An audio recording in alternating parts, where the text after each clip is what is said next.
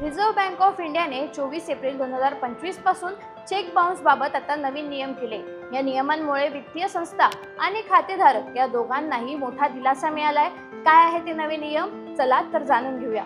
Check bounce झाल्यानंतर बँकांनी ग्राहकांना 24 तासाच्या आत SMS आणि ईमेलद्वारे कळवावे। सलग 3 चेक बाउन्स झाल्यास बँकांना ग्राहकाचे पुढील चेकसाठी तात्पुरते खाते गोठवण्यास अनुमती देण्यात आली आहे। तसेच चेक रिटर्न चार्जेस आता बँकेनुसार कमी अधिक न राहता सर्व बँकांचे चार्जेस समान असतील आणि इतर बँकांना सावध करण्यासाठी वारंवार चेक बाउन्स करणाऱ्या खातेदाराला RBIच्या डेटाबेसमध्ये चिन्हांकित म्हणजेच रेड फ्लॅग केले जाईल। वारंवार चेक बाउन्स होणाऱ्या खातेदारांवर विशेषतः कर्ज बुडवण्याच्या उद्देशाने चेकचा वापर करणाऱ्या खातेदारांसाठी चेकबुकवर कायमची बंदी घालवण्याची कारवाई करण्याची पूर्वीची पद्धत आता बंद करण्यात आली आहे।